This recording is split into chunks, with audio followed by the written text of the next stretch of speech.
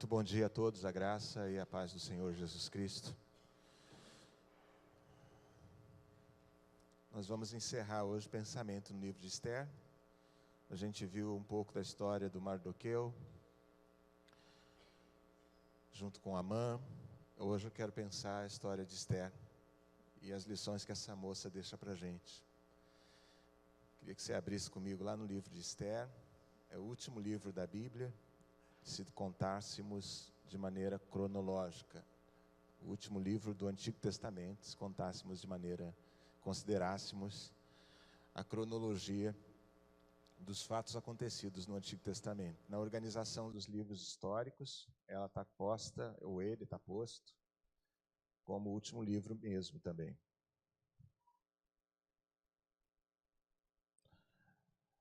Bem, se você estava aqui nas últimas duas vezes que mencionei sobre essa história, você viu que conta a história do povo de Israel quando ele era cativo em outro país. Tinha sido levado por Babilônia, Nabucodonosor, invade o Reino do Sul, leva cativo o povo de Israel e eles passam a ter que se adaptar numa terra estranha, com um povo estranho, com uma cultura estranha. O livro do profeta Daniel é excelente para a gente conhecer essa história. Eles dão um banho de cultura na turma, vestem com roupas de Babilônia, apresentam os deuses de Babilônia, e o povo de Deus, escolhido por Deus, passa a ter que conviver com um ambiente hostil à sua espiritualidade, um ambiente que combate a fé que eles têm. Já a troca do reino, já está no reino persa, durante a história de Esther, e o rei do reino persa tem uma inclinação ao seu próprio ego, totalmente inclinado para si mesmo, e inclinando-se para si mesmo, ele quer expor as conquistas que tem. Faz um festão, pensa aí, festão, apresenta seu reino durante meio ano para os líderes, para os seus ministros, provavelmente estava dando sinais exteriores de força para dizer, não tentem se levantar contra mim, sou forte. Depois de já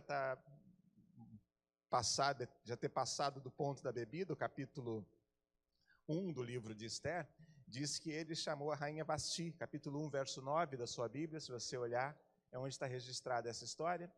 A rainha Vasti era bonita, ele a percebia atraente, então ele quer mostrar isso para os seus liderados, chama Vasti, Vasti percebe que ela está sendo objeto de uso, diz que não vai, diz não vou. Aliás, Vasti também estava dando um banquete para as damas nessa ocasião, e muito provavelmente aprendeu sobre ego, e disse, vou nada, vou mostrar que quem manda sou eu. E não vai, contraria o chamado do rei, pensa o que é isso? E Vasti não comparece na presença do rei Assuero, do rei Xerxes, que foi o primeiro personagem, a primeira personagem que nós pensamos quando estudamos o livro de Esther. Assuero fica fulo da vida, não sabe como proceder, pede conselho aos seus conselheiros, e os caras dizem assim, o que ela fez vai ofender não só o rei, mas a todos os homens. Se o senhor não tomar uma providência rápida, se o senhor não agir com rapidez e com firmeza, isso vai se espalhar de uma maneira que vai ficar incontrolável. A gente vai chegar em casa e as mulheres todas vão saber o que Vasti fez e vão não só ofender, não só o rei estará ofendido com o que aconteceu, mas todos nós. E os conselheiros sugerem ao rei o seguinte, olha, a Vasti deve ser proibida de comparecer na presença do rei, uma vez mais, ela agora não tem mais escolha, ela nunca mais virá à presença do rei, o que sugere para nós no livro de Esther, que ela continua entre as moças, as mulheres do rei. Sugere para nós que ela está lá, não vai mais comparecer e perde o seu posto de rainha, não é mais rainha. E o cara fala assim, um dos conselheiros fala assim, dá o seu posto para uma outra pessoa. Nessa ocasião, ou por ocasião disso, começa então um concurso de beleza na cidadela de Suzã, mora Mardoqueu e Esther. Esther era prima dele, ele cria Esther porque perdeu pai e mãe nesse processo todo de deslocamento de Israel. Esther é uma pessoa que perdeu pai e mãe, e o Mardoqueu é quem a cria, Mardoqueu é quem cuida da Esther, é a provisão de Deus para esse tempo difícil. Diz o texto bíblico que ela era uma mulher bonita, ela vivia na cidadela de Suzã, capítulo 2, versículo 5. Nesse tempo vivia na cidadela de Suzã um judeu chamado Mardoqueu. Olha aí na sua Bíblia. Ele era da tribo de Benjamim, filho de Jair, neto de Simei, bisneto de Quis. Ele fora levado de Jerusalém para o exílio por Nabucodonosor, rei da Babilônia, entre os que foram levados prisioneiros com Joaquim, rei de Judá. Mardoqueu tinha uma prima chamada Hadassa, que havia sido criada por ele, por não ter pai e não ter mãe. Essa moça, também conhecida como Esther, era atraente, muito bonita, e Mardoqueu a havia tomado como filha quando o pai e a mãe dela morreram. Quando o decreto do rei chega convocando todas as moças belas, belas virgens, é o texto usado, é a palavra usada pelo texto bíblico, isso alcança inclusive Hadassa, inclusive Esther. E ela é chamada ao palácio, a beleza estética atrai, toca, os selecionadores lá do concurso de Miss a separam, ela fica um tempo no harém, sendo preparada, um tempão assim, 6 meses de spa, é uma beleza, né, irmã? Não é beleza? Dá um jeito no cabelo, dá um tapa no visual, é uma beleza. Come do melhor, pode comer isso aqui que não engorda, não. É uma beleza. E Esther tratada pandeló. A beleza dela é tão extasiante para os que estão ali, e ela começa a perceber-se segura, que quando é chamada para comparecer à presença do rei, para o rei dar o veredito dele, que quem dá a determinação final, no final das contas, é ele. Faz um peneirão, a turma primeiro escolhe nas cidades, vem para o regai, que é o cara que cuida do harém, e depois tem que ter a palavra final do rei. E quando ela vai à presença do rei, diz a palavra de Deus que ela nem quis levar nada, além do que lhe foi dado pelo regai, pelo cara que era responsável pelo harém. Quando chegou a vez de Esther, verso 15 do capítulo 2 da sua Bíblia, dá uma olhadinha. Ela não quis levar nada, não pediu nada além daquilo que o regai, o oficial responsável pelo harém, sugeriu. Esther causava boa impressão a todos que a viam, isso é interessantíssimo para mim. Ela foi levada ao rei Xerxes, à residência real, no 10º mês, no mês de Tibete, no 7º ano do seu reinado. O rei gostou mais de Esther do que de qualquer outra mulher. Ela foi favorecida por ele e ganhou sua aprovação mais do que qualquer outra das virgens. Então, olha que coisa linda isso aqui. O rei a colocou uma coroa real, tomou a rainha em lugar de Vasti, e o rei deu um grande banquete, o banquete de Esther, para todos os seus nobres e oficiais, proclamando feriado em todas as províncias, hein? Já ouvi falar de mulher que para um trânsito. Ouvi falar. Mas essa aqui parou a nação. Pensa, o que é isso? É o seguinte, Esther está entrando no palácio, para o país, para ela entrar. Pensa, o que é isso? Que beleza essa que ela tinha. Que impressiona, não é verdade? Aí eu fico me perguntando assim, isso vai ser usado por Deus. Você já ouviu a história, já é a 3ª vez que a gente está pensando nessa semana. Essa beleza dela vai ser usada por Deus. Isso é bom demais, não é verdade? Pensa o que é isso. Porque pode ser usado pelo diabo a beleza que tem, não é verdade? Que a gente pensa, é feio igual um cão, já ouviu essa expressão? A pessoa foge dele ou dela, como o diabo foge da cruz, por causa como não tem ninguém feio, por causa do desprovimento de beleza. Mas Esther é estonteante. Esther tem um brilho diferente. Eu fico me perguntando, tem mesmo? Ou Deus, os anjos, uma força espiritual, fez com que aquilo saltasse aos olhos do rei? Era bela mesmo? Ou é uma uma condução estética nas mãos de Deus. É uma coincidência, e Deus usa essa coincidência.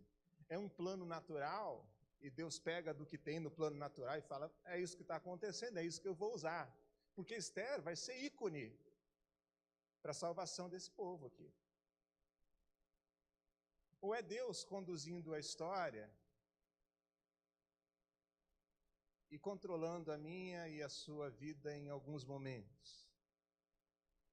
Esse é um dilema grande da fé cristã, e a gente, diante do livro de Esther, fica, penso eu, com os mesmos questionamentos que teremos algumas vezes na vida.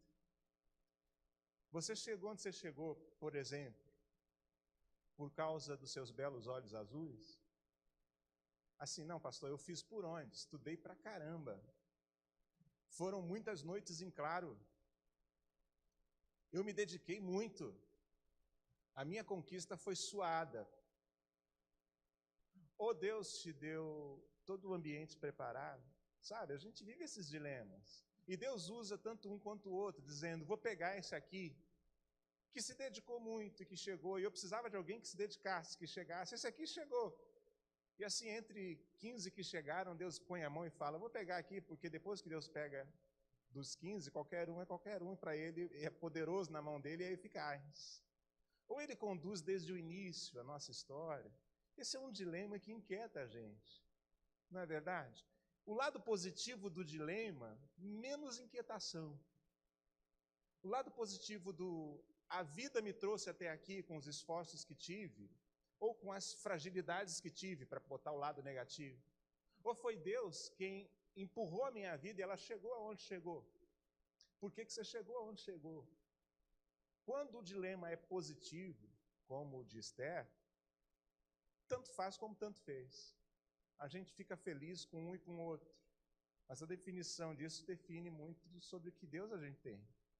Porque quando é negativo, por exemplo, por que é que eu, pastor, das perguntas que eu ouvi nessas últimas semanas, perdi o bebê que eu tinha na barriga, no ventre. Perdão, o erro anatômico. Por que perdi? Por que Deus fez isso comigo? O que Ele quer me ensinar, pastor? O que essa pessoa está dizendo é, o que eu estou vivendo é um sofrimento profundo. E eu, nesse sofrimento profundo, tenho dúvidas se foi Deus quem me levou para lá. Porque a gente diz assim, ó, Deus está no controle de todas as coisas. Você crê nisso também? A gente diz isso, Deus está no controle de todas as coisas. Eu também creio nisso. Mas Deus está no controle de todas as coisas é diferente, presta atenção, de Deus estar manipulando todas as coisas ao seu gosto, ao seu controle. É diferente. Deus está no controle da história de Israel e Esther está chegando ao trono. Isso vai ser icônico para a libertação do povo. É diferente de Deus manipular toda a história para dizer, eu que trouxe vocês até aqui. E essa coisa define muito da teologia que a gente vai ter e do pensamento que a gente vai ter a respeito de Deus. Aí os caras, a história segue, os caras começam a honrar o rei, a rainha Esther, começa a ter respeito à rainha Esther dentro desse sistema.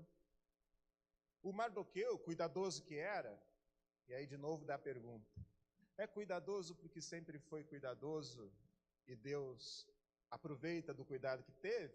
Ou Deus que fez ele cuidadoso porque precisava usar um cuidadoso? E ele fica lá na porta do palácio todo o tempo, mesmo ela já sendo rainha.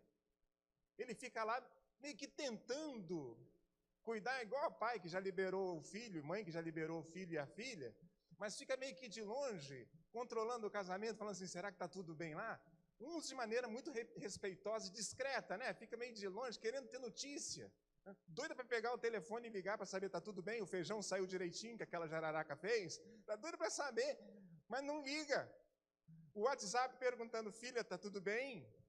Na verdade, tem um monte de perguntas nesse está tudo bem. O Mardoqueu é desse cara. Saiu de casa, mas ele quer saber como é que está, Esther. Está tudo bem aí dentro, tem pouquíssimo controle, concorda comigo? Está fora do palácio, tem pouquíssima... O que ele vai fazer lá dentro?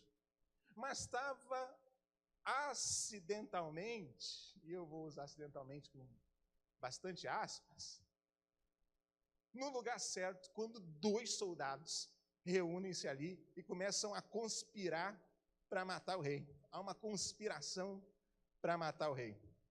Eles ficam por ali pensando, como é que a gente vai fazer para matar o rei? O que a gente pode fazer para que o rei seja aniquilado? Então, se esse cara no controle não vai dar certo, pensam lá, você vê que isso não é coisa só do povo brasileiro, e pensam, como é que a gente faz para tirar? E os 2 caras pensando como que vão tirar os Xerxes do poder. Mardoqueu está lá e começa a prestar atenção na história dos 2. E ele relata a conspiração a Esther. Esther faz com que isso chegue ao rei, o rei manda investigar, descobre que é verdade e manda matar os caras. Acaba com os caras. Os caras são tirados da história, são postos para fora da história. Depois desses acontecimentos, capítulo 3 do livro de Esther, o rei honra Amã, põe um cara no trono, e agora esse cara quer ser honrado como rei. É um político de estirpe alta, respeito grande, e esse Amã quer ter a imagem que lhe foi construída de liderança no seu país. E o capítulo 3 diz que Amã quer ser honrado e respeitado por todo mundo. Isso foi o que ele viu no capítulo 1, se você lembra comigo, acontecendo com o rei dele. Eu vi todo mundo bajulando meu rei. Ser gente boa é ser bajulado aqui. Então eu quero bajulação, autoridade e bajulação. Essa é a construção ideal para o Amã. Todo mundo faz, todo mundo, menos o judeu Mardoqueu. Os oficiais do palácio, capítulo 3, verso 3, perguntaram para Mardoqueu, por que você desobedece à ordem do rei? Dia após dia, eles falavam, mas ele não lhes dava atenção e dizia, eu não obedeço porque eu sou judeu. Ou em outras palavras, ele dizia, eu só me prostro para Deus. Eu sirvo a um único ser digno de adoração. Eu só rendo respeito e honra a Deus, porque sou judeu. Creio num único Deus digno da minha adoração. Quando fazem o Amã saber disso, ele toma por raiva não só o Mardoqueu, mas a raça toda. O judeu, então, para mim, vai ser extirpado. Porque se tem mais gente igual esse cara, eu tenho que acabar com todos eles. E ele faz uma proposta para o rei, diz assim, eu vou encher a casa real, vou encher a casa do tesouro de dinheiro, e a gente acaba com essa raça toda. Então Amã, verso 8 do capítulo 3, disse ao rei Xerxes, existe certo povo, disperso e espalhado entre os povos de todas as províncias do teu império, cujos costumes são diferentes dos de todos os outros povos que não obedecem às leis do rei. Diferente de todos os outros povos e que não obedecem às leis do rei. Não convém ao rei aturar essa turma. Se for do agrado do rei, que se decrete a destruição deles. E eu vou colocar 350 toneladas de prata na tesouraria real. O cara fala, vou encher a tesouraria de dinheiro e vou acabar com o povo. Porque acabar com o povo não mexe com o coração do rei na cabeça dele. A estratégia é, vou te dar bastante dinheiro. Aniquilando essa turma, a gente faz um arrastão nas casas e vou acabar com essa turma. E, surpreendentemente, para o Amã, para nós não, porque a gente já viu o perfil do rei, o rei gosta do ego inflado. Era suficiente para o rei dizer assim, tem uma turma que não te obedece. O rei fala, como é que pode? Seria isso. o Amã ainda não tinha feito a leitura certa do caráter do rei, ele pensava que precisava dizer de dinheiro ainda. Mas o rei fala assim, nem quero a grana, acaba com essa turma. Fica com a prata para você. Faz o que bem entender com a prata, porque eu também concordo que tem que acabar com essa turma. Como é que pode existir alguém que não me obedece? Pensa o que é isso. Como é que pode existir alguém que não se prostra, que não se rende às nossas... Acaba com essa turma. Não quero nem saber das pratas, Amã. A Bíblia está reforçando para nós esse ícone de autoritarismo do rei, dizendo, olha, precisa ser obedecido. Se não for do meu jeito, eu corto fora a cabeça. É importante você saber dessa faceta do personagem Xerxes, porque é diante dele que Esther vai ter que comparecer para fazer o pedido, preserva o meu povo. Entende? Você entender que não é o pedido de uma mulher para o marido, não é o pedido da rainha.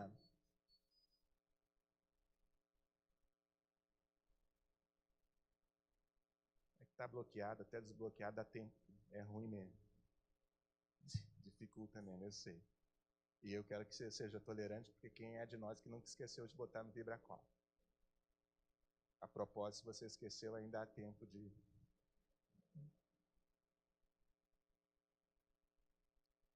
É diante desse cara que a Esther vai ter que comparecer. E ela sabe assim, não gosta de ser contrariado. Você está entendendo quem é? Ele já deu um decreto e agora eu vou lá para pedir que ele não faça. Não é um café da manhã entre iguais. É uma moça que até então era uma camponesa qualquer, escrava, vinda de outra nação, que chegou acidentalmente no palácio por sua beleza. Não era para ter chegado, não fosse toda aquela história de desobediência da Vasti, de conselho dos conselheiros do rei para afastar e mexe, infla o ego do rei. Não era para chegar, chegou ocasionalmente. E ela vai ter que pedir para esse cara autoritário mudar o que ele tinha dito até agora. Você já lidou com cabeça dura? Fabrícia já. Você já lidou com cabeça dura? Todo mundo diz assim, é pau, e o cara diz, é pedra. Mas não é possível, todo mundo está errado, você está certo, é pau, ele diz. É pedra e ponto final. Aqui quem manda sou eu.com.br. Né? Assim que... porque o autoritário é assim. Esse é o rei que ela vai ter que comparecer. Essa é a trama por trás da história. E o plano é posto em execução. Quando Mardoqueu soube, capítulo 4, verso 1, de tudo que estava acontecendo, rasgou suas vestes, vestiu-se de pano de saco, cobriu-se de cinza e saiu pela cidade, chorando amargamente em voz alta. Foi até a porta do palácio real, mas não entrou, porque ninguém, vestido de pano de saco, tinha permissão de entrar.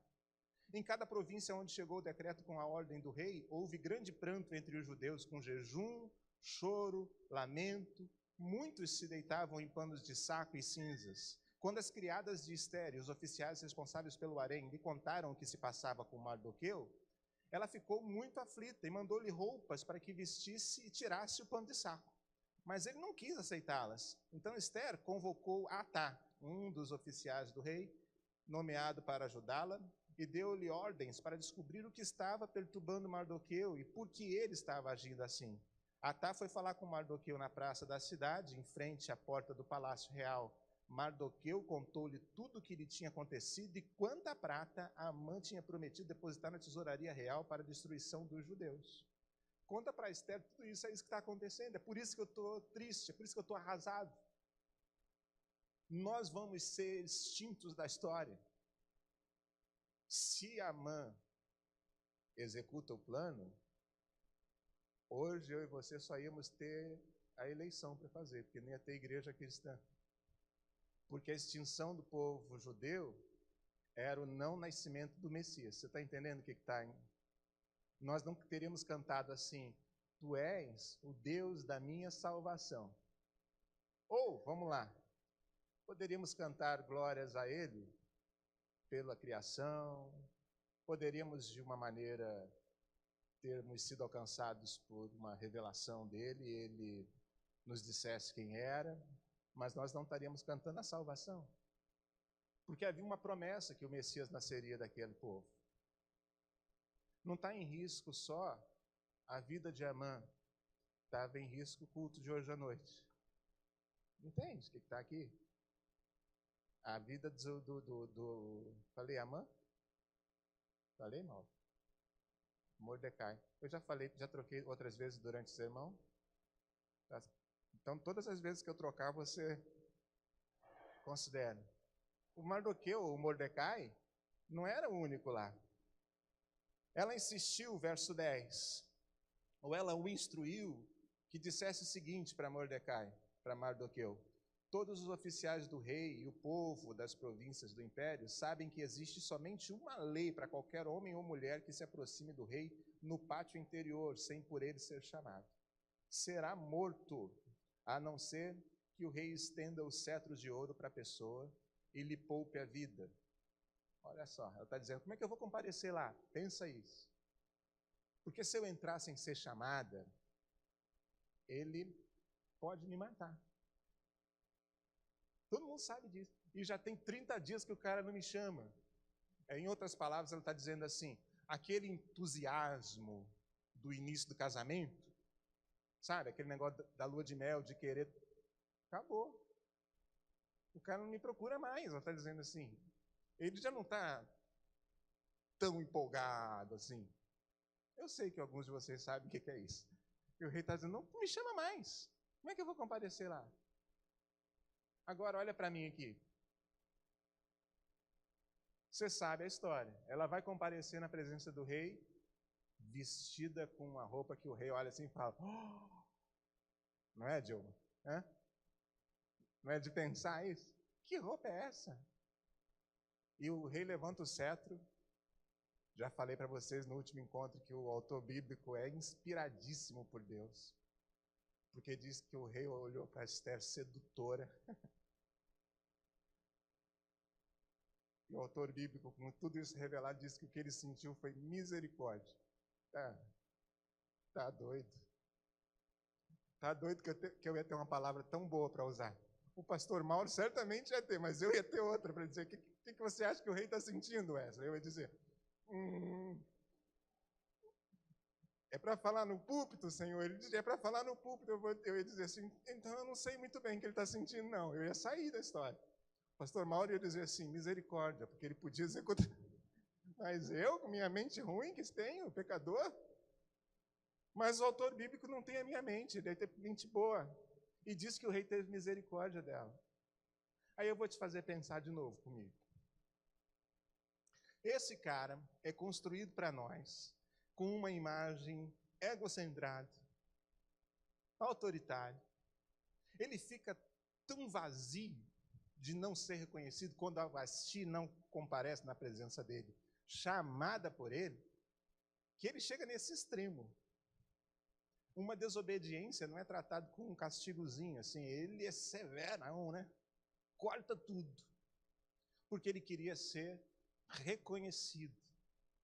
Ela não veio até mim quando eu chamei. Será? E é só para você pensar, porque me interessa que você pense isso aqui. Será que não é de se pensar que o inverso mexe com o ego desse cara?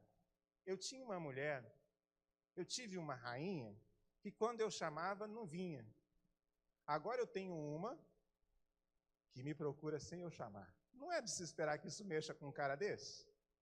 Não é de se pensar assim: muito provavelmente, se eu for lá, esse cara é egocentrado, vazio, se eu for lá bajular ele, ele vai ficar com raiva e me matar? Ele gosta de bajulação. Está exposto desde o primeiro capítulo, ele sendo bajulado por um monte, e querendo ser bajulado pela rainha, e quando não foi, ele bate o pezinho, faz birra. É de se esperar que quando você bajula um cara desse, O que ele faz? Esther, o que você quer de mim? Não é essa a resposta que ele dá?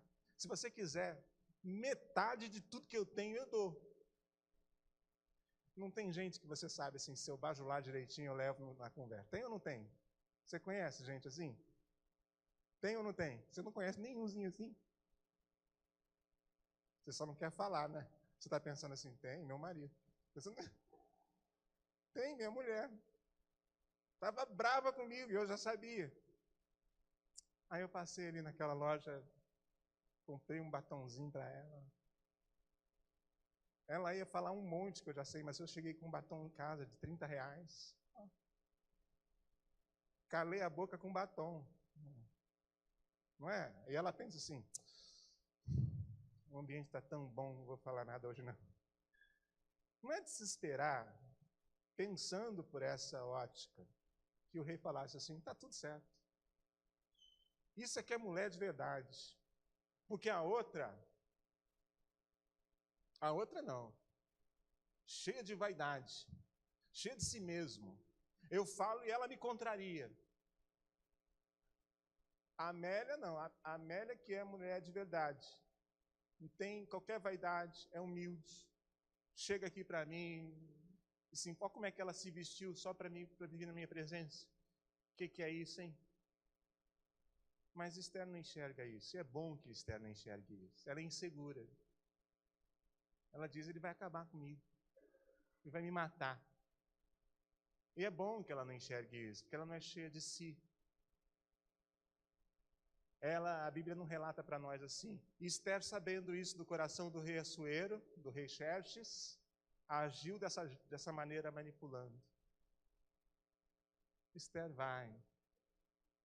E ela sabe, se Deus não for comigo, eu corro grandes riscos. Esther não está dizendo, eu tenho controle da história e sei me virar sozinho.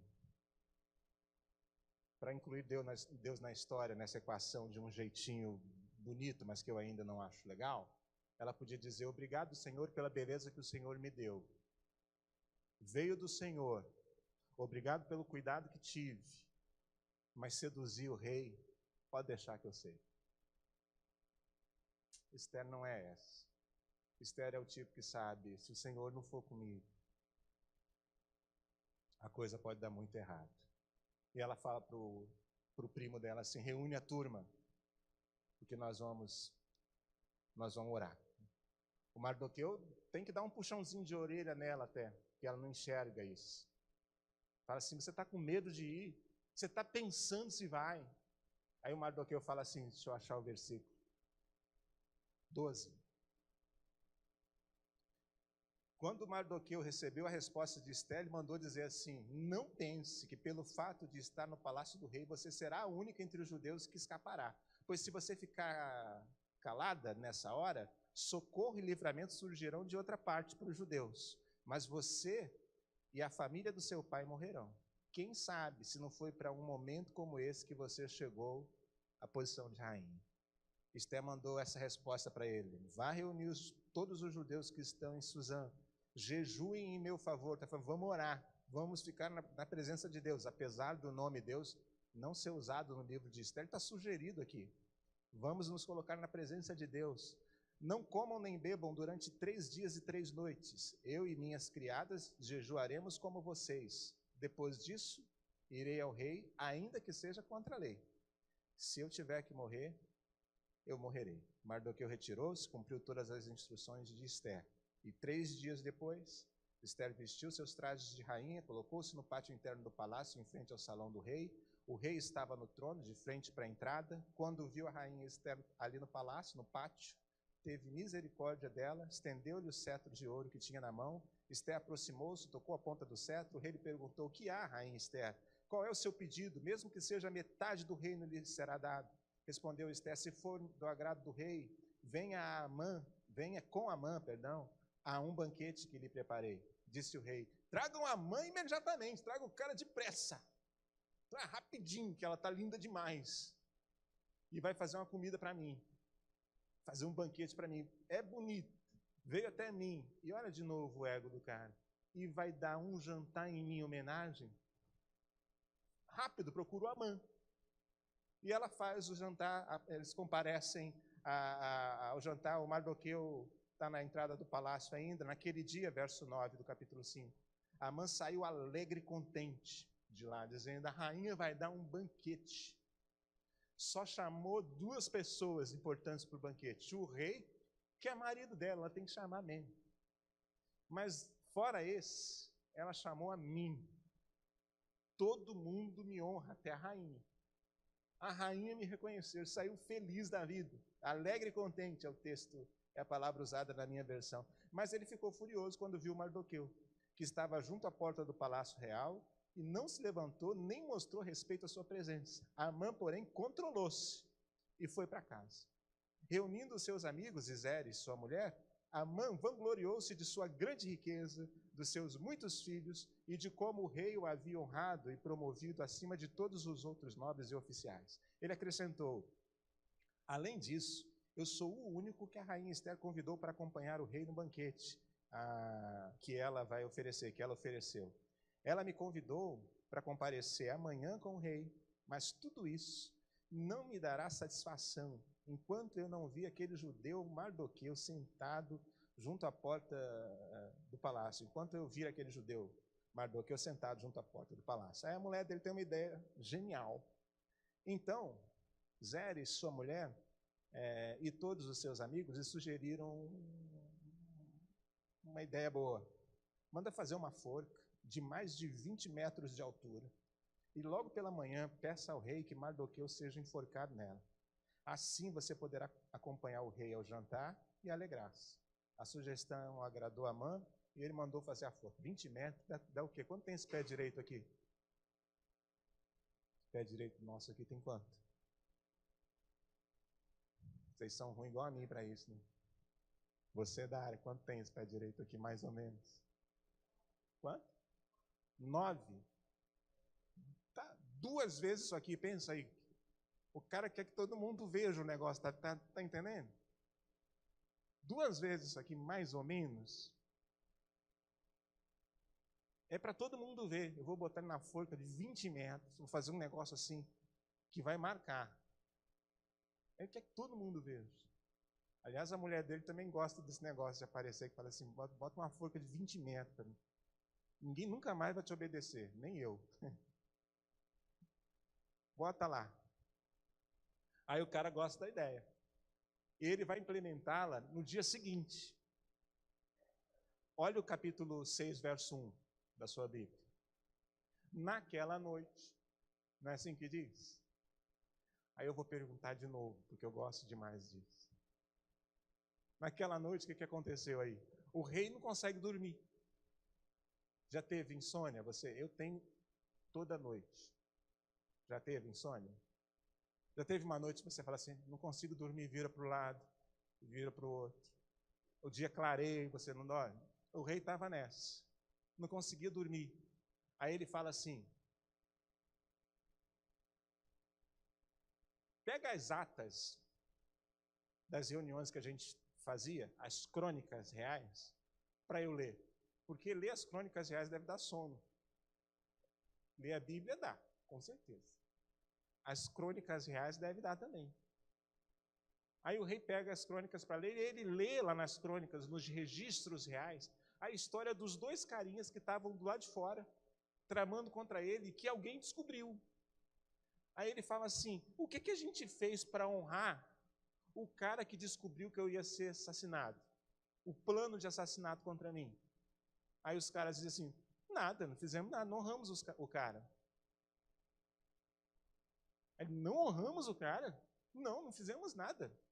Nada foi feito. Que reconhecimento, verso 3.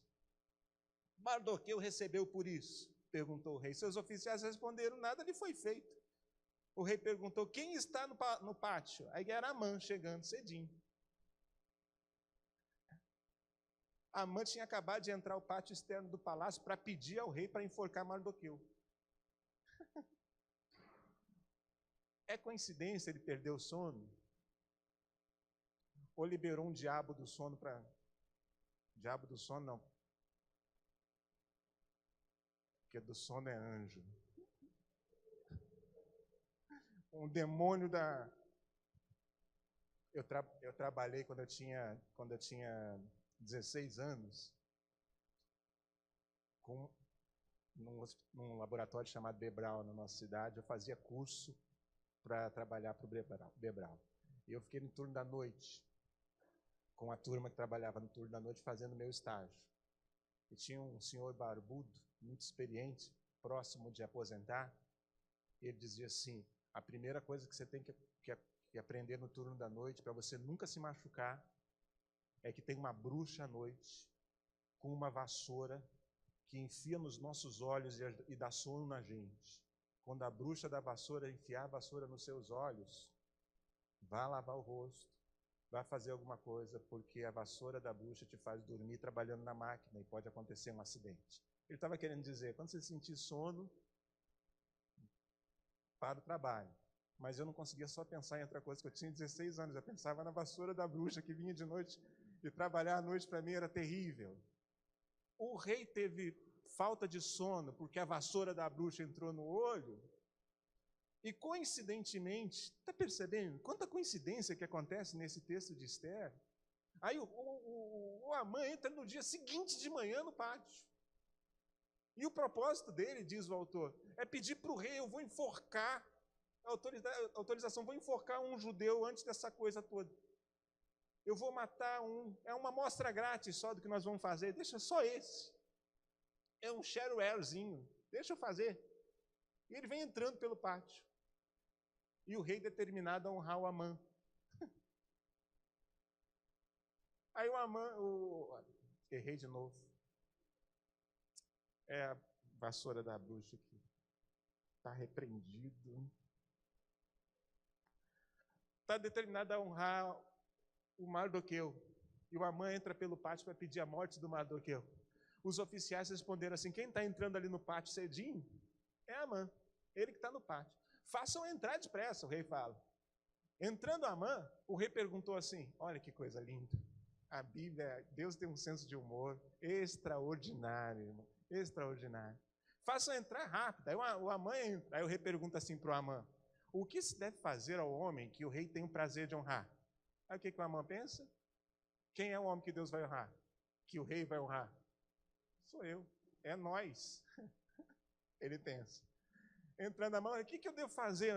O que se deve fazer um homem que o rei quer honrar? Aí o Amã pensa assim: a quem o rei teria prazer de honrar, senão a mim? Por isso, respondeu o rei: ao homem que o rei tem prazer de honrar, ordena que tragam um manto do próprio rei e um cavalo, desse que o rei costuma usar, do cavalo que o rei montou, e que ele leve o brasão do rei na cabeça.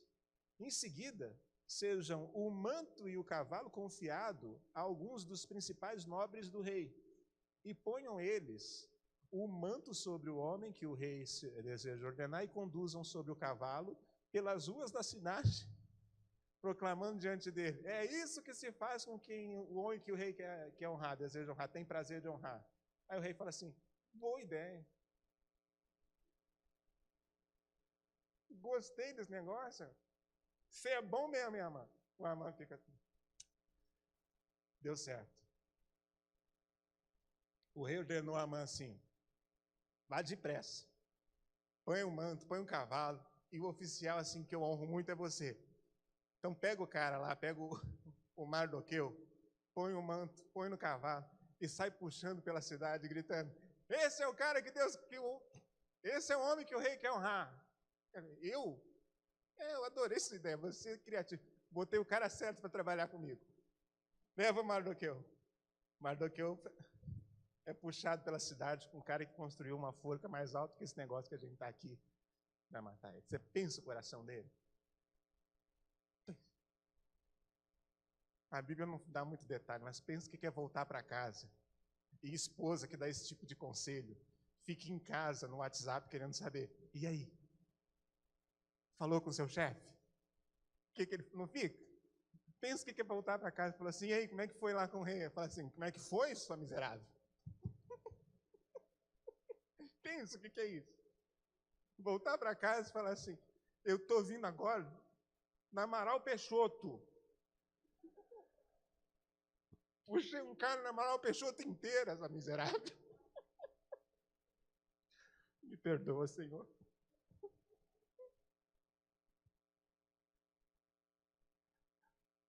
Me perdoa.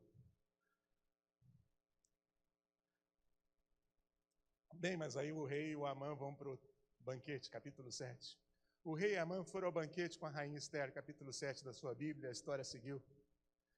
Enquanto estavam bebendo vinho no segundo dia, o rei perguntou de novo: Rainha Esther, qual é o seu pedido? Você será atendida. Qual o seu desejo? Mesmo que seja metade do reino, isso lhe será concedido. Então a rainha Esther respondeu: se posso contar com o favor do rei, e se isso lhe agrada, poupe a minha vida e a vida do meu povo. Este é o meu pedido, esse é o meu desejo. Pois eu e o meu povo fomos vendidos para destruição, morte e aniquilação. Se apenas tivéssemos sido vendidos como escravos e escravas, eu teria ficado em silêncio, porque nenhuma aflição como essa justificaria perturbar o rei. O rei Xerxes perguntou à rainha: quem se atreveu a uma coisa dessa? Onde está ele? Respondeu Esther: o adversário e inimigo é Amã, esse perverso. Diante disso, Amã ficou apavorado na presença do rei e da rainha. Parêntese, quero lembrar você que uma das coisas, de novo vou perguntar, uma das coisas que o Mardoqueu orienta a Esther é não revelar a que povo ela pertencia. Então o rei não sabe que povo ela pertence e a Amã também não sabe. Coincidência ou plano divino, condução divina? Está percebendo isso? O nome de Deus não é citado nessa história, mas em todo tempo a gente vai vendo Deus conduzindo essa história todinha. Ele não sabe, o Amã não sabe que está diante de alguém que pertence ao povo judeu. Quando ele ouve isso, pensa o que é. Já é o segundo baque para esse cara no mesmo dia. Furioso, verso 7. O rei levantou-se, deixou o vinho, saiu dali e foi para o jardim do palácio. Percebendo Amã que o rei já tinha decidido condená-lo, ficou ali para implorar por sua vida a rainha Esther. O Amã fala assim: o rei vai me matar. E o rei gosta do Amã. Ele tem apreço por ele, tem consideração. Quando ele vê o que a rainha pede, quando ele ouve o que a rainha pede, ele fica num dilema grande. Porque ele fala: eu dei minha palavra para ela, prometi para ela, e é legítimo o que ela está pedindo. Mas eu gosto do Amã, é meu braço direito, confio nele. É o número 12 no reino, e o rei não sabe o que fazer. Aí diz a palavra de Deus que ele vai para o jardim para pensar. Vai lá para fora, eu vou pensar um pouco, deixa eu ver o que eu vou fazer. Enquanto isso, Amã, percebendo que não tinha mais jeito, vai implorar para a rainha: pelo amor de Deus, fala direito com ele para ele poupar minha vida, que senão não vai dar ruim. Tem misericórdia de mim. Aí ele vai na direção da rainha para falar com ela. Sei lá o que acontece, tropeça no tapete, cai em cima da onde a rainha está, no colo da rainha. Porque ele ficou atabalhoado. Nisso que ele cai no colo da rainha, o rei volta. Aí o rei entra e fala: é só o que faltava. Agora está agarrando minha mulher debaixo do meu teto. E esse rei tem ego centrado. Está no braço da rainha. O que eu faço com um homem desse? Aí tinha uns caras juntos e falaram assim: ô rei, tem uma forca construída na cidade de mais de 20. Aí fala: manda enforcar o cara na forca que ele construiu para matar. Que história extraordinária. Você concorda comigo que a história de Esther é extraordinária? É uma das que mais me fascina. E diz a palavra de Deus que Amã morreu, verso 10. Assim, verso 10 do capítulo 7. Amã morreu na forca que tinha preparado para Mardoqueu. E a ira do rei se acalmou. E o povo todo é salvo. Separei aqui algumas coisas de lição para a minha vida nesse texto, que eu tento direcionar a minha vida por isso. E espero que isso abençoe sua vida também. Anotei aqui no meu celular algumas coisas sobre Esther e sobre o Deus de Esther. Primeiro, que eu anotei aqui, Esther é o tipo de gente que aprendeu que existe um lugar melhor para se abrigar. Não existe lugar melhor para se abrigar do que Deus. Ela estava no palácio. Se abrigar no palácio era muito melhor do que viver como escrava na casa de Mardoqueu. Mas ela aprendeu assim: está no palácio, sem me abrigar em Deus num tempo desse, é vão. Ela precisou de um puxãozinho de orelha para lembrar disso. Mas ela aprendeu que o melhor abrigo que a gente tem é Deus. Ela ensinou para nós que o melhor abrigo que a gente tem, que eu e você temos, é o Senhor dos Senhores.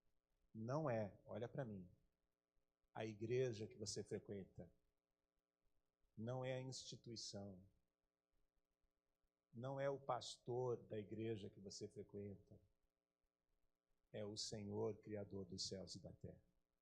A igreja que você frequenta, e eu espero que a IBJI esteja nesse caminho, representa esse abrigo. Tantas vezes representa de maneira tão clara que a gente se sente acolhido ali. Mas não é a igreja, é o Deus da igreja. Olha bem para mim, não é o título que você e eu conquistamos até aqui. Não são os recursos que a gente tem.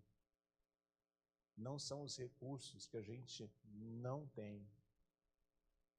O que garante a minha história e a sua história é a gente se abrigar no Senhor dos Senhores. Esther aprendeu isso. Chegou a pensar: agora eu estou no palácio, eu vou mexer com isso. Eu perdi pai, perdi mãe. Eu fui deportada. Eu fui mandado para um outro país, depois fui mexida de novo pelos persas para outro lugar. Agora eu estou no palácio e eu vou ter que negociar isso. E o Mardoqueu diz: olha, você está no palácio. E se comparar com a minha casa, você está bem abrigado. Mas isso aí é nada perto da torre forte que é o Senhor. Abrigo de verdade é o Senhor dos Senhores. Passei os últimos 20 e tantos dias desse mês num dos hospitais públicos da nossa cidade com meu pai. Você sabe do que é isso. Você sabe que falta recurso. Você sabe que falta gente para trabalhar. Durante esse processo, passamos por greve. Papai fez sepsemia.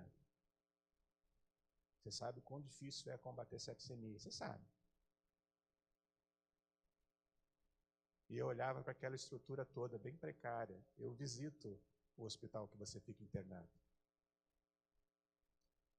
Mais do que isso, para me incluir, eu me internei no hospital que você fica internado para fazer a minha cirurgia. E eu olhava para aquela estrutura toda, com o papai com sepsemia, eu dizia: não é a estrutura hospitalar o meu abrigo. Não faria diferença se o Senhor não estivesse comigo no leito presidencial do melhor hospital dessa cidade. Se o Senhor estiver aqui, aqui é o melhor lugar do mundo. O Senhor é o meu abrigo. Não é a igreja, não é a sua casa, não é o palácio do rei, é o braço do Senhor dos Senhores. Você entendeu isso?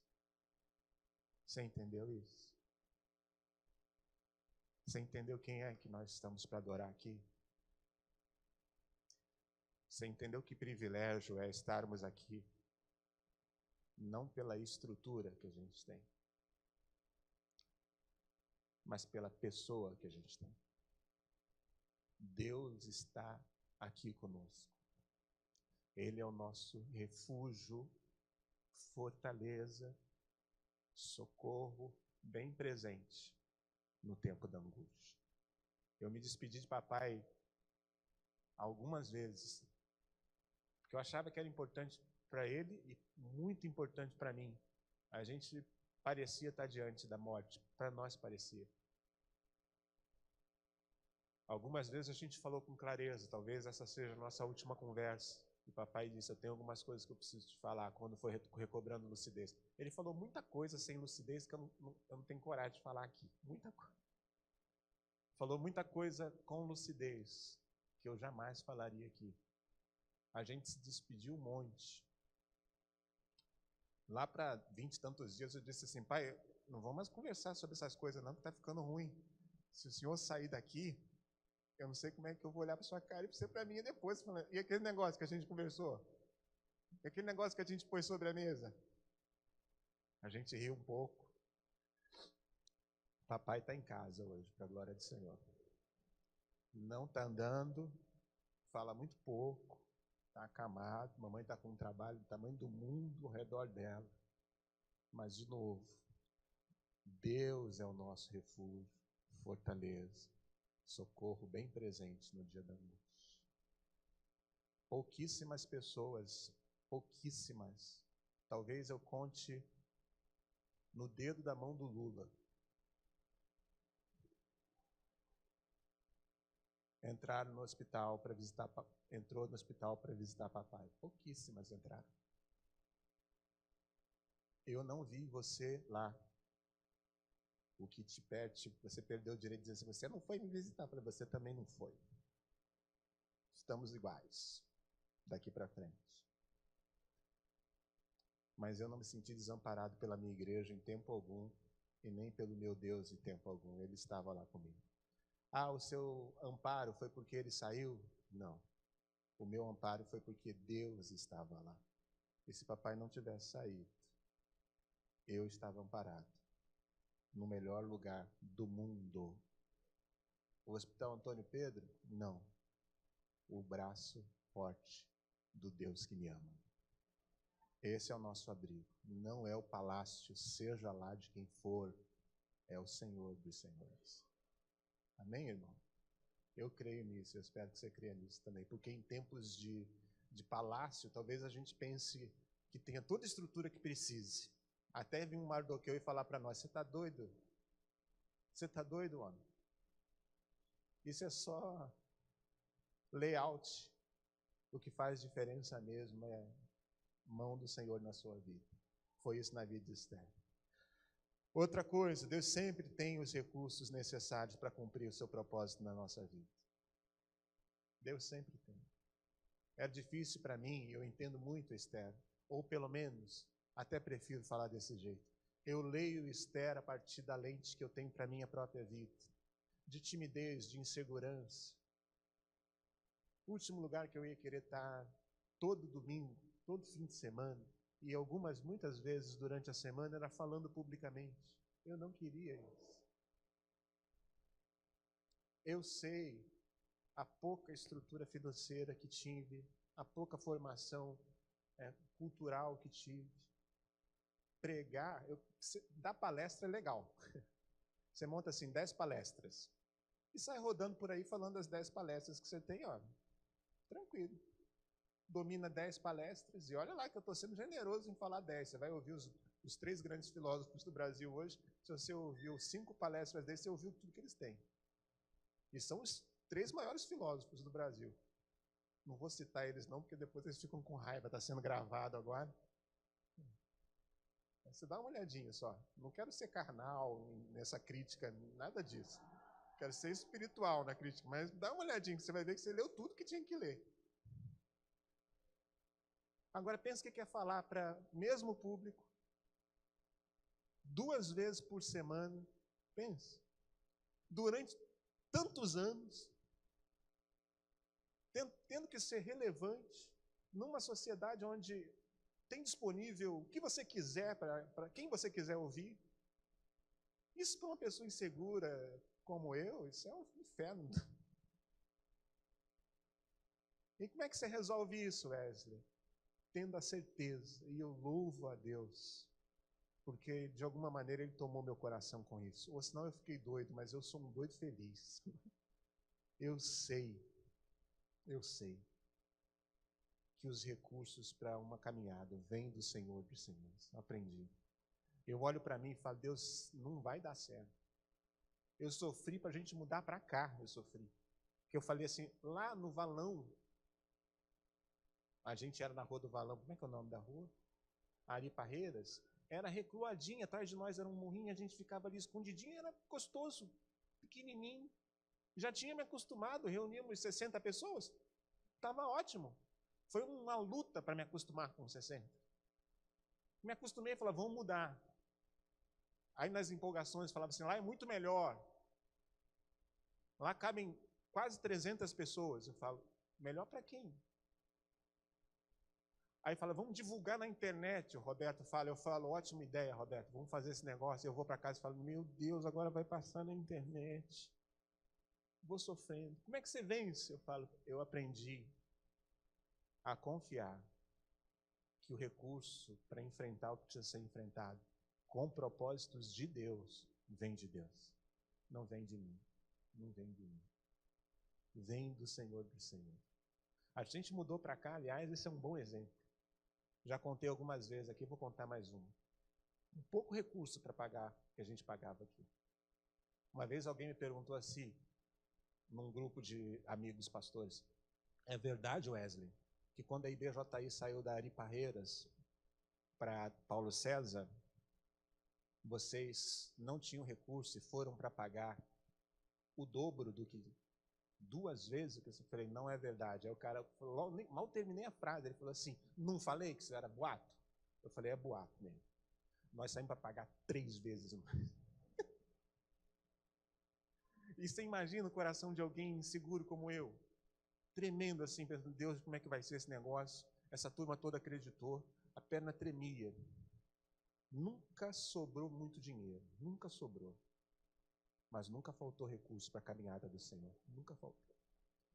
Deus é fiel. E Ele sempre tem os recursos necessários. O que você tem aí, Esther? Não tem nada. Ele fala, tem, beleza. Estética, vou usar estética. Que Deus é esse? Que fala, vou usar a estética que você tem. Vou ganhar, vou salvar uma nação da morte. Vou acabar com um genocídio. Usando a estética. Que arma poderosa que você tem, irmã. Pensa bem direitinho. Vou usar isso e vou salvar uma nação inteira. Deus tem os recursos necessários, irmão. Confia nele. Confia nele. Às vezes o que a gente tem para passar é duro, longo e complicado. Mas eu aprendi com Esther e na minha própria vida que Deus sempre tem os recursos necessários para enfrentar o que a gente precisa enfrentar na vida. Por último, eu vou falar isso hoje à noite, um pouco mais. Há os que acreditam que a gente é fruto da natureza, não tem essa turma que diz assim, olha, isso que a gente vive hoje não é fruto de um Deus criador, é a natureza que se criou, é a natureza que se organizou, e nessa organização da natureza, que coube o universo, entramos nós também. E quando morrermos, vai dizer assim, não, quando morrer acabou. Você é só uma peça dentro do sistema natural. Quando você morrer, você acabou. Você vira aí carbono e acabou.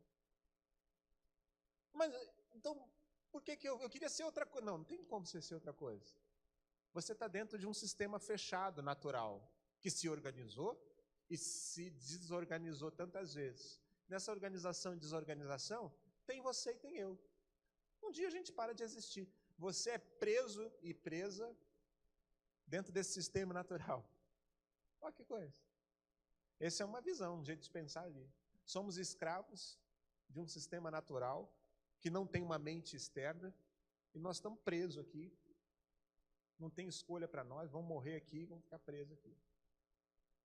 O outro diz assim, não, existe uma mente criadora. Existe alguém pensando de fora. Mas eu não acho que seja uma pessoa. Não existe um Deus, existem vários deuses a serem adorados.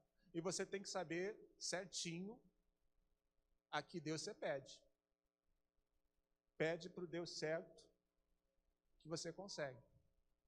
Por exemplo, se você tem alguma coisa voltada para o casamento, você tem que pedir para o Deus casamenteiro, ou, com todo respeito às outras religiões, para o santo certo.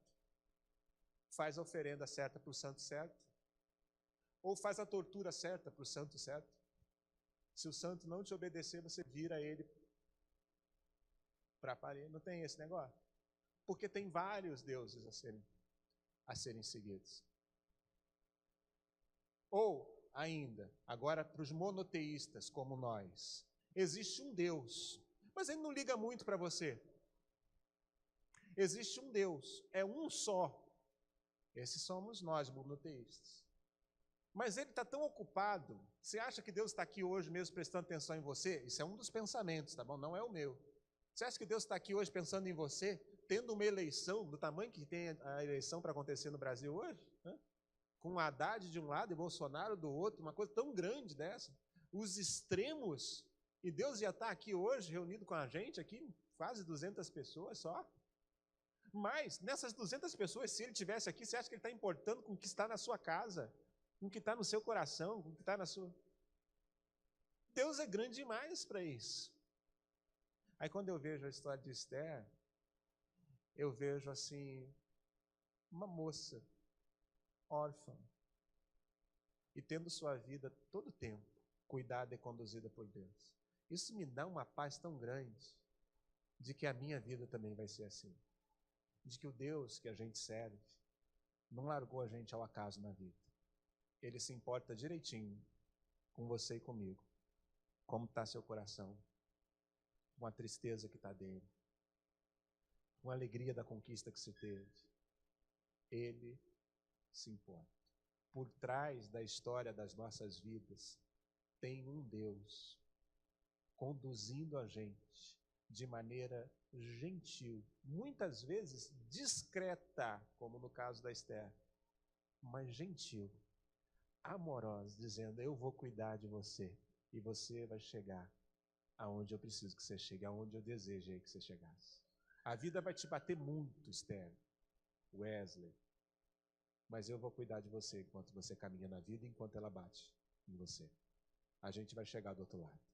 Esse é o Deus a quem a gente canta louvores. Esse é o Deus a quem aprendi a admirar a ponto de entregar minha vida, dizendo: o Senhor é o melhor lugar para eu me refugiar. Eu te quero para sempre. Conduza a minha vida. Eu descanso, sabendo que seja qual for o desfecho, Ele estará lá comigo. Esse ápice na vida de Esther não vem porque o desfecho é legalzinho para a gente, ou para ela. Esse ápice vem quando ela fala assim: eu farei isso, e aconteça o que acontecer, seja qual for o resultado, eu vou fazer desse jeito. Deus vai cuidar da gente, Deus vai cuidar de mim.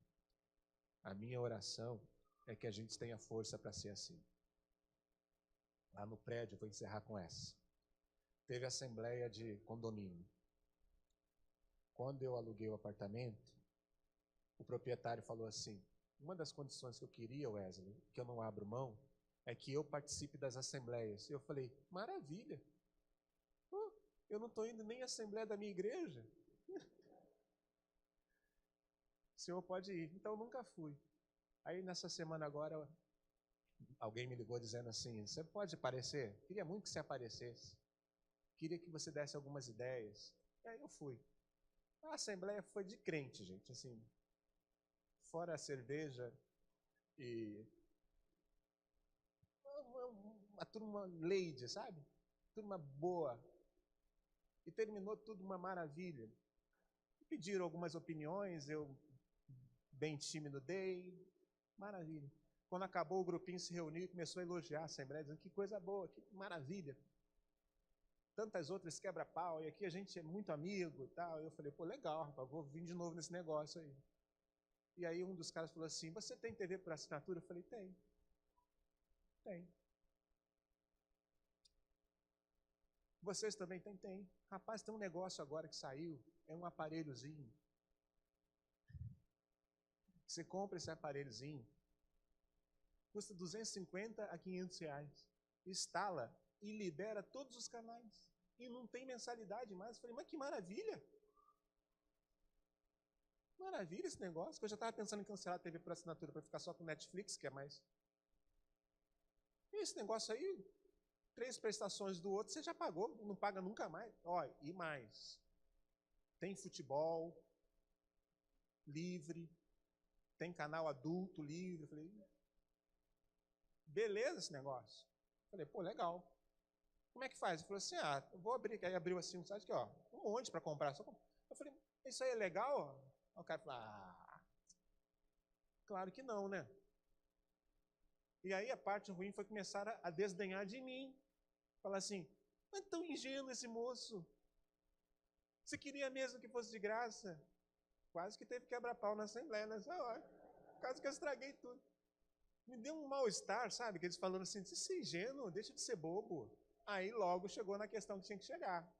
Porque tem hora que você ser pastor, o cara fala assim, é um ladrão safado. Porque é o que convém para ele. Mas nessa hora o que convinha era falar assim, é pastor, é crente, é inocente, não sabe de nada.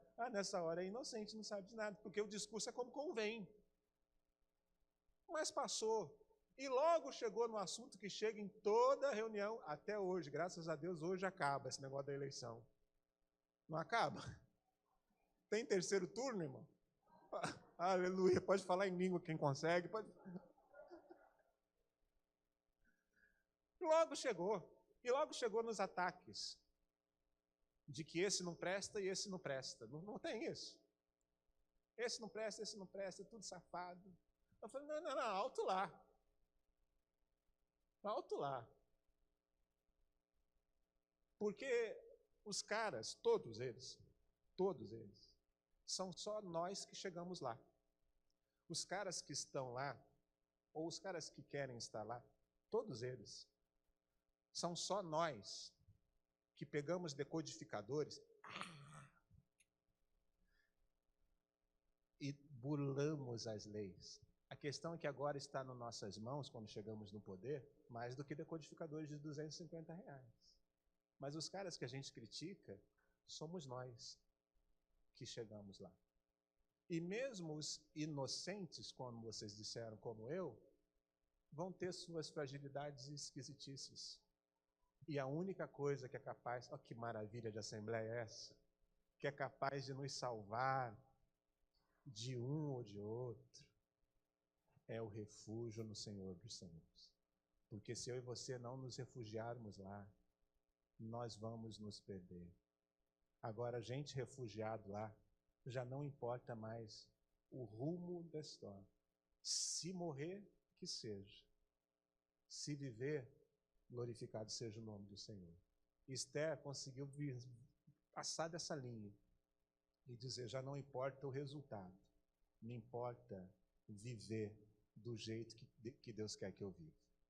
Então, um desafio para mim e para você, quando estivermos diante dessa linha, e eu quero frisar com muita clareza, no decodificador foi mole para eu resistir, mas talvez em outras coisas eu caia, porque eu sou um ser humano igualzinho a você. A Esther olhou ali e falou assim, você está doido que eu vou botar em risco a minha vida por causa desse negócio aí? Arranja outro jeito de salvar os judeus. Ela chegou a pensar em não passar a linha, mas uma hora ela falou, Senhor, não seja o meu jeito de viver, seja o seu jeito de viver. Passou a linha e disse, aconteça o que acontecer, eu viverei em harmonia, eu viverei do jeito que Deus quer que eu viva. Eu confio nele, ele vai cuidar de mim. Mas você vai morrer. Ela fala, que morra, mas vou morrer vivendo do jeito que Deus disse que era para eu viver. Passar essa linha é um risco sempre. Mas bem-aventurados os que conseguem olhar e falar, eu vou dar esse próximo passo, guardado pelo Senhor dos Senhores. A minha oração é que eu e você consigamos ser assim, porque a vez que a gente consegue ser assim, o nome do Senhor é glorificado. Seja qual for o desfecho, é glorificado. Então eu e você precisamos ter força tantas vezes para resistir, mas quando a gente consegue, vale a pena a gente ver a glória do Senhor. Vamos orar juntos? Fecha seus olhos por um tempo. Se o pessoal do louvor tiver uma música, eu queria que vocês viessem aqui. Deixa eu orar com você um tempinho só.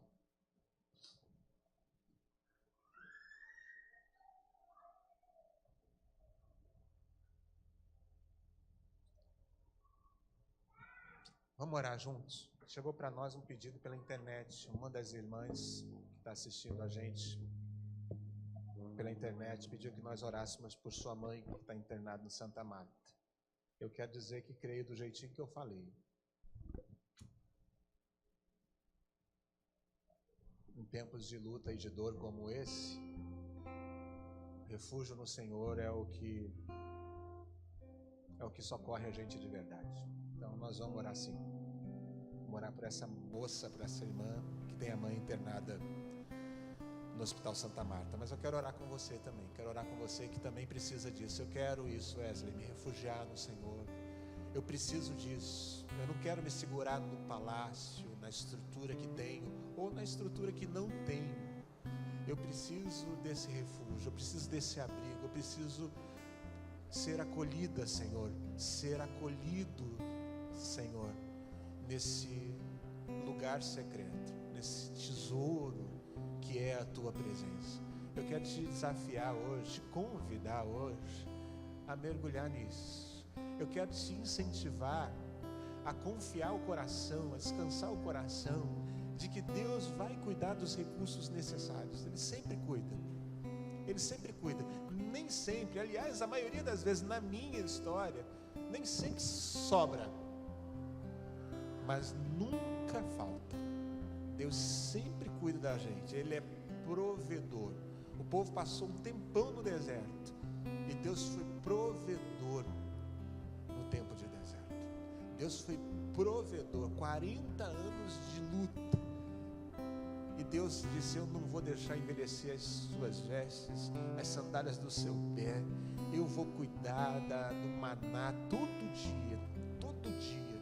Enquanto você está dormindo para viver o amanhã, pode dormir descansado, porque quando você acordar, a primeira coisa que você vai saber é que o maná está lá. Eu estou com você para vencer o dia de hoje. Eu estou com você para viver o amanhã. Enquanto você dormia, eu cuidei de você. O autor bíblico escreveu desse jeito, dizendo para nós: aos seus amados, Deus dá enquanto dorme. Descanse em Deus, irmão, e Ele vai cuidar de você. Faz o que é certo fazer. Paga o preço. Confie em Deus. Ah, mas o risco é grande. Paga o preço. Você vai ver que Deus assume a diferença do valor. Paga o preço. Eu quero orar com você que entende assim: Wesley, foi para mim isso. Aí onde você está? Faz um sinal com a sua mão, deixa eu orar com você. Deus te abençoe, Deus te abençoe, Deus te abençoe, meu irmão. Deus te abençoe, Deus te abençoe, Deus te abençoe, Deus te abençoe. Ah, Senhor, Tu és tudo para nós. Não há outro além de Ti. E não há outro lugar onde a gente possa se refugiar que não seja a Tua presença maravilhosa. Tu és o nosso refúgio. Tu és uma fortaleza segura, uma torre forte, como disseram seus servos ao escrever os salmos. Tu és um abrigo tão aconchegante. Eu quero te pedir: receba-nos em Ti, abriga-nos em Teus braços de amor. Deus, que nosso coração seja conhecedor da Tua voz, dos Teus desígnios, Senhor. Revela-nos os Teus caminhos, os Teus desígnios para nós. Que a nossa alma, eu te peço, Pai, tenha sede de Ti, tenha fome da Tua palavra. Faz isso em nós, porque nós sabemos que o resultado para nós vai ser vida plena, vai ser vida de verdade. Então, encha-nos de Ti, eu te peço, Senhor. Encha-nos da Tua doce, preciosa presença. Acolha-nos em Ti de maneira que a nossa vida passe a ter sentido nisso, e só nisso. Não do palácio, ou até mesmo na casa do Mordecai, mas na Tua doce, poderosa, preciosa presença. Abriga-nos em Ti, eu te peço, Senhor, para a glória do Teu nome. Eu te peço, ó Senhor, Tu que és o Deus de todo lugar, Tu que és onipresente, Tu que és poderoso em feitos, rico em obras, mas cheio de amor e graça, como diz a Tua palavra. visita a mãe da nossa irmã que está internada ali no Santa Marta, sob ameaça de morte. Visita, eu te peço. Visita nesse vale de sombra da morte, promovendo o dom da vida, eu te peço. Que aquele ambiente seja cheio da vida que vem de ti, que um rio de vida flua naquele lugar. Visita o Devolder aqui no hospital de Niterói. Visita o Moisés, nosso irmão querido, aqui no hospital em Caraí. Dá alento ao coração do Moisés, dá ânimo, Senhor, desanima o nosso coração quando a gente está muito tempo lutando e não enxerga uma melhora significativa.